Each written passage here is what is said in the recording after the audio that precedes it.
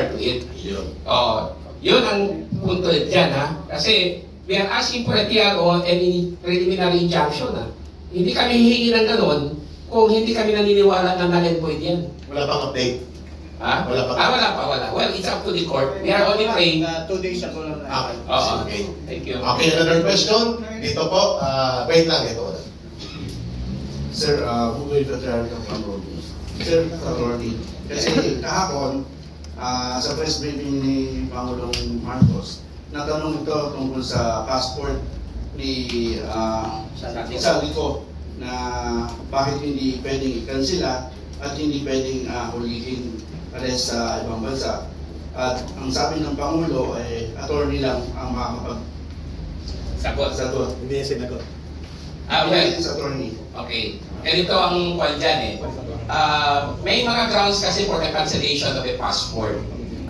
Isa na is, one is, if there is a case that has been filed, a criminal case, for example, he falsified the identity or submitted falsified documents. Isang ground yan. Another is social security. In other words, meron due process in the cancellation of a passport. Ang problema ko dito, ang nakikita ko, hindi yun eh. Okay, susundin natin yung batas. Ang problema, walang urgency. At walang ginagawa. Ang tagal na, it's almost 3 months. Hanggang ngayon, hindi pa sila nag-file ng kaso. Walang ginagawa. So, how could you cancel the passport? In the meantime, Saldico is, moving around the world with the money, allegedly stolen from the people. So, yun ang ikinagalit ng ating mamamayan. Yung lack of urgency, yun ang fault ng gobyerno. And I'm inclined to believe that the DFA should have made a representation with the Office of the President para tingnan mabuti kung pwedeng i-raise yung ground of national security para mapabilis. Pero wala eh. Actually, tama yung walang sense of urgency. Kasi kung naalala nyo, nung si Marcoleta pa ang chairman ng Committee on the Blue Ribbon, si Bryce Hernandez, si Roberto Bernardo, si Alcantara, they have already positively identified Saldico. And even the Diskaya. But no, ito, may positive talagang testimony si Bryce Hernandez at saka yung kasama niya si Mr. ano ba yun? Basta si Bryce Hernandez, sinabi niya, nag-deliver sila mismo ng pera doon sa hindi, wala pa si Butesa. Ito, sila mismo.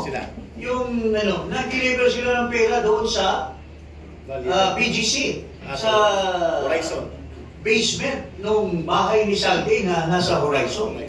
Yung pa lang, positive na. Correct. Noong pa lang, pinorward na nila Lacson yung sa DOJ. Matagal na. That could have already been filed with the Ombudsman. At magkaroon na sana ng anong tawag dito? Kaso sa by this time, they would have already come up with that information to file it with the Sandigang Bayan. Pero wala. Dinaan pa sa ICI. Imbis na direkta. Ito nga yung sinasabi natin, duplication. Kasi dinaan pa sa ICI. Sinusupina pa daw, sabi nung Atty. Osaka, sinusupina. No. The Ombudsman can already, upon their instance, motu proprio, tinira na nila si Saldico. Wala pa si Boeing, si Baldas pa lang. Si Baldas should have already investigated and come up with information against Saldico. Matagal na dapat na-cancel yung passport. Pero there is a deliberate attempt. Bakit? Kasi si Saldico is the king. Siya ang magsasabi na si Romualdez kasabat. At si Bongbong kasabat. Pwede niyang sabihin ni Saldico, pinatawag kami. Tinanong kami ni Marcos, o Saldico, okay na ba yung latag niyo dyan? Kasi magmaang-maangan lang ako na, kunyari, magbabasa-basa ako sa ating General Appropriations Bill. Pero, tatapyasin ko lang konti para akseptado ng tao. Pero yung 251 billion palusutin ko. Okay. It's very clear na may kasapwatan yan. Kaya sabi tayo sa ko, papatagalin namin yung investigasyon, magtago ka muna dyan. O pwede sabihin nila, magpapalit ka na ng mukha. Bilyon-bilyon yung pera mo, ang daling magpapalit ng mukha. In the light of technology now. So, yun po ang rason. Saldico is the key. Kasi sabi niya, mayroon na siyang statement eh. Kaya ko bang gumawa by myself? Ha? Kung walang aprobado si, ito lang yun, for your sake, kayo lahat. Kayo ba, kung matino ang Pangulo, alam niya na how shall yung General Appropriations Bill, from the NEP, sinaksakan ng dagdag sa small committee hanggang BICAM, kung matino kang presidente, papayagan mo ba na, yung NEP na pinadala ko, ito lang, dinagdagan ng ilang bilyon. Hindi ko ba pipigilan? Pero hindi ka pinigilan eh. So anong tingin nyo? Kasabat ka. Kasi, kung ikaw si Martin Romualdez, happy birthday pala kay Martin Romualdez. Birthday niya. Kung paalay ko sa Martin, happy birthday niya today. This is birthday. Pero, maski birthday niya, hindi natin masasabi na magsapalaran sila, mga kababayan. Kung ako si Saldi, kinamada ko insertion. Ako si Martin, inaprobahan ko insertion. Pero, pag dinala na yung General Appropriations Bill, matino yung presidente. Are you not risking yung kinamada mo na ma-obliterate pagdating kay presidente dahil matino si presidente? Tatapasin ni Marcos yun kung matino kasi may red lang. Pero hindi niya tinapyas eh. So, hindi nyo pa kaya maiisip na may usapan na sila? Sinabi kaya ni Martin na, pinsan, mayroon kaming kinamada ni Saldi. Okay ba sa iyo? Okay lang na pinsan. Huwag nyo akong kalimutan dyan, ha? Yung kaparte ko. Well, is that not possible? Kasi nagpikit mata siya at kanyang inaprubahan. Tapos, nagsinungaling pa siya sa tao bayan, binasa ko, 4,000, I have to read every page. 4,000 pages. Pero bakit nalusot? 29 billion lang ang binito mo. So, yun po, mga kababayan.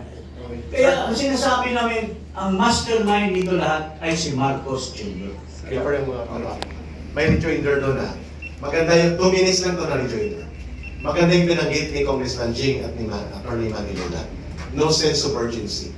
Si Saldico po ay hindi nakatakas, pinatakas. Saldico was intentionally sent out to escape by Marcos and Romualdez. Ano pong role ni Saldico? Bodigero at bankero. Bakit? Lumabas po sa interim report ng ICI na isinalaysay ni Engineer Alcantara na ang mansyon sa Valle Verde ni Saldico ay doon nakabodega ang limpak-limpak na pera, male-maleta, karton-karton na nagkakahalaga ng bilyon-bilyon. By that indication of revelation recorded in the interim report published or issued by ICI, sent out to Marcos, it appears na si Saldico ay bodigero, bankero ni Marcos at ni Romualdez. Kaya ang sense of urgency kung bakit hindi siya hinahabol at bakit pinatakas ito sapagkat sa kanya po ang pagsambulat ng criminal trails towards Marcos. Meron ba? Ito pa po, ito very important ito. As early as the first si Marcoleta Camp Chairman, nabanggit na yung pangalan nung Paul Estrada at saka yung Mark Texon. Sinabi nila, ito yung tao ni Saldi.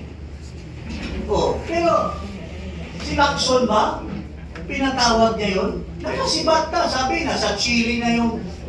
kung bagman ka ng bilyon-bilyong peso, you think titigil pa yun? Hindi na nila mapatawag eh. But these were very important witnesses to the crime. Kasi, yung sinabi ni Cutesa na diniliver niya sa bahay ni Martin Romualdez yung pera. Tinanong, paano na-deliver yun? Sabi ni Gutesa, Sir, taga-karga lang ako. Kasama namin yung Paul Texon at saka Mark. Yun ang nag-deliver. Tapos sinabi daw ni Romualdez na, hindi renovate yung pera ko. Bakit? Pag nirenovate mo, wala bang tao doon sa bahay mo? Correct. Ha? Oh. So, yun ang excuse, no? So, bakit pinalusot yung Texon? At saka, na-mention na yung pangalan niya ni Bryce Hernandez Identify. Positively identified. Oh. So, bakit pinalusot? No. Tapos yung mga eroplano, pinraise nila yung mga assets ng mga ibang tao, pero bakit pinalusot nila yung mga eroplano, yung mga assets? Oh. So, this really, kaya kawawa tayo, niloloko tayo ni Marcos, nagmamaang-maangan siya na matagal daw, sabi ng kanyang Lucaret na spokesman sa Malacanang, oh, it's so hard to prove. You know, you have to file, you have to, do a lot of, trial lawyer daw siya. Mahirap daw mag-build up ng kaso. Nag-testify na nga, umamin na nga yung mga tao, si Bernardo, umamin niya, binigyan niya ng 15% daw yung executive secretary. Yes. Oh. Bakit hindi ba pinail out ni Marcos yung tao na yan? Inimbestiga, dapat pinaimbestiga niya sa ICI dahil there is an allegation that Bersamin or the executive secretary, wala namang ibang AS ngayon. Siya lang naman. Sinabi yung Tri-Give, bakit hindi mo pinatawag yung Tri-Give? Why are not they interested to investigate Bersamin dito sa Blue Ribbon? 15% of 2.8 billion. Magkano yan? 350 yun. Million. Okay. So, yun po, mga kababayan. Ayun, sir. Very short lang. Okay. Anyone can answer. Kahapon sinabi rin ng Pangulo na itong papasko, lahat na napukulong. Sa mga Well, it may sound very positive. Okay naman yun. Ang problema, sinabi niya 40 plus lang. Paano siya naka-alam ng 40 plus? Ibig sabihin, kinokontrol niya ang ICI, kinokontrol niya ang ombudsman. How was he able to come up with 40 plus? Sigurado ba siya na 40 plus lang? Let me answer that. You mentioned that figure, ha? Okay. No. Alam mo, pwedeng maging totoo. Ito, pwedeng maging totoo. Pero not in the real concept of jailing. Alam mo, ganito kasi yung proseso niyan. Pag pinailan mo, pag nag-imbestiga ang ombudsman, sinabi ni Boying 60 to 80 days, pwede na. Halimbawa, may testimony na sila Bryce, sila Alcantara, si Bernardo. Pwede nang paspasan ng ombudsman yan, ng kaso. Tapos i-file.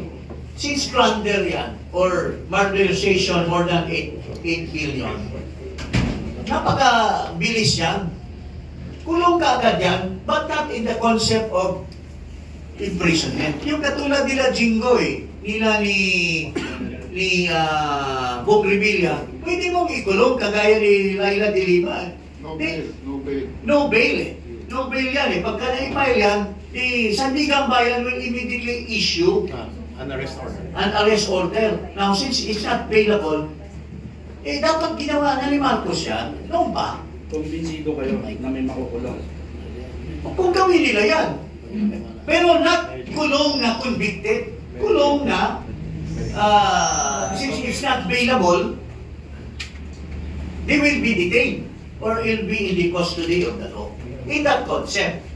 Pero kung, alam mo, with due respect, ang dami, si Enrile, with may deepest condolence. Sumalangit nawa. Pero bago siya nangyari sa kanya ngayon, dinismiss ng sandigan eh. Maski ano pang gagawin ng ombudsman, kung bulok yung Sandigang Bayan, maka mayroon bang napatigil na nakulong sa Sandigang Bayan? Wala. Na-dismiss si Bong Revilla, na-dismiss yung kaso ni Jinggoy. Ang daming na-dismiss, pati si Napoles. Si Imelda Marcos hindi pinakulong, maski may conviction. Oh.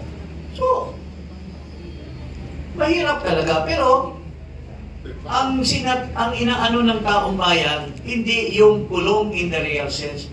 Mayroon bang napa-detain because of the case dahil non-bailable. Yun dapat ang ipakita ni Marcos.